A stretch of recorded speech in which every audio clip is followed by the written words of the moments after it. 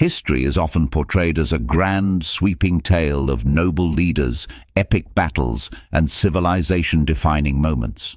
And yet, every now and then, it throws up stories so absurd, so utterly ridiculous, that one can't help but wonder if reality is just a poorly written sitcom. From funeral-based political backstabbing to a goose leading a holy crusade, today we dive into the weirdest, most unintentionally hilarious moments in history.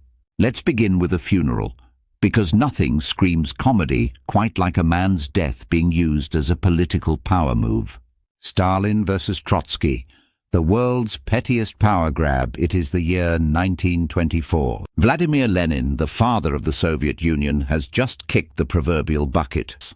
Who will take up the mantle of leadership? Enter Joseph Stalin, a man whose first step toward becoming an iron-fisted dictator was organizing a funeral.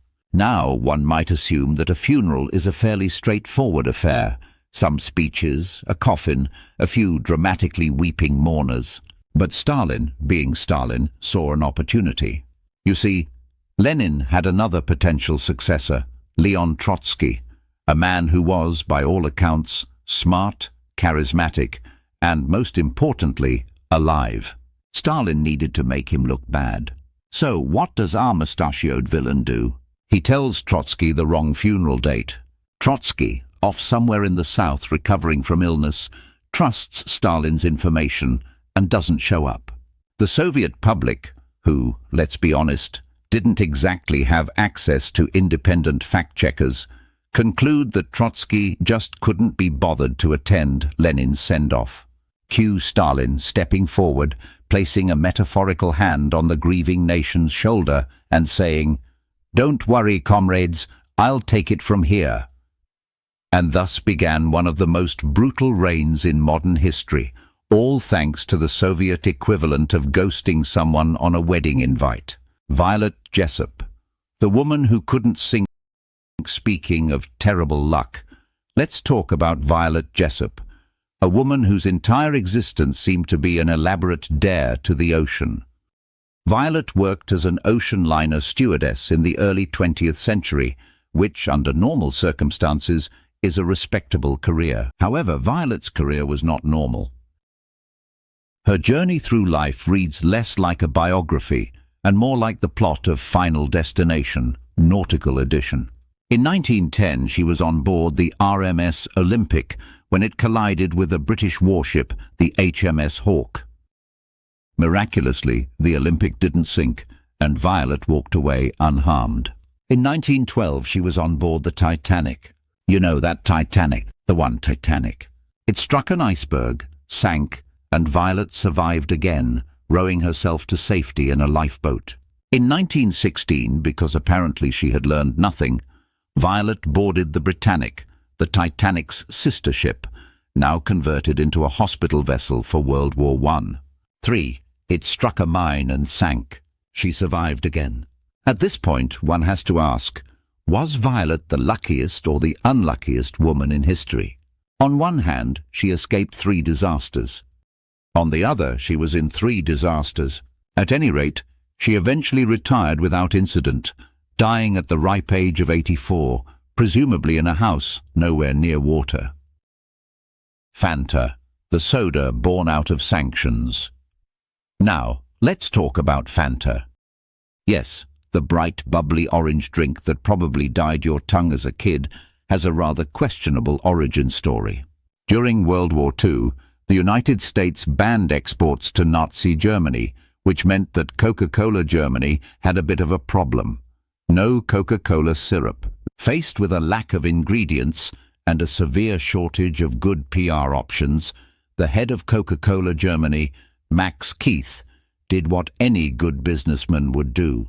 He started throwing random things into a vat to see what happened.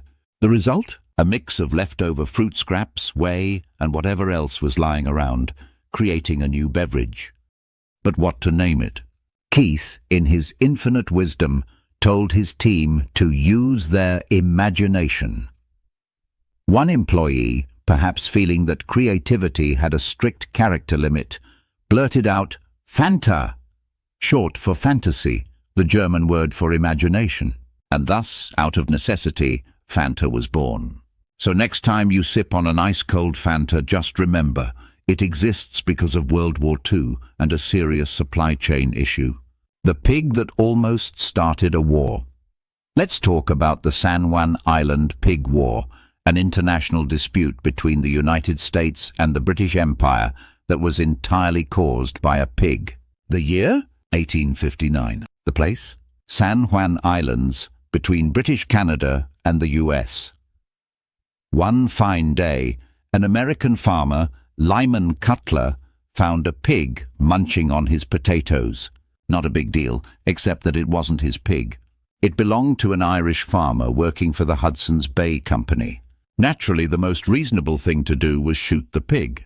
Now the Irishman, upon discovering his pig had been transformed into an ex-pig, demanded $1,000 in damages. Cutler, not being the world's biggest pork enthusiast, counter-offered with $10. Then, somehow, the British and US military got involved. Soon, armed troops were on the island, tensions were rising, and two global powers stood on the brink of war over a single pig. Fortunately, saner minds prevailed, and instead of an international conflict, both nations agreed to a joint occupation of the island. So to sum up, the War of 1812, important. The American Revolution, decisive. The Pig War, stupid. The Crusade, led by a goose. Lastly, let's discuss the Holy Goose of the First Crusade. During the First Crusade, a group of particularly devout pilgrims became absolutely convinced that a goose had been possessed by the Holy Spirit. Rather than questioning why God had chosen a goose and not, say, an archbishop, they decided to follow it to the Holy Land. Now, historical records don't say what happened to the goose or its merry band of worshippers, but given the appalling track record of the First Crusade's peasant armies, let's just say that the goose probably fared better than they did. Or maybe, just maybe, that goose made it. Maybe it waddled triumphantly into Jerusalem, honked 3 times, and then ascended into heaven. We may never know. So what have we learned today? 1. Stalin was the pettiest man in history. 2. Violet Jessup was either cursed or blessed by Poseidon. 3. Fanta was born out of desperation. 4. A pig once almost triggered a war. 5. And a goose may or may not have been a divine prophet. History, my friends, is truly weirder than fiction.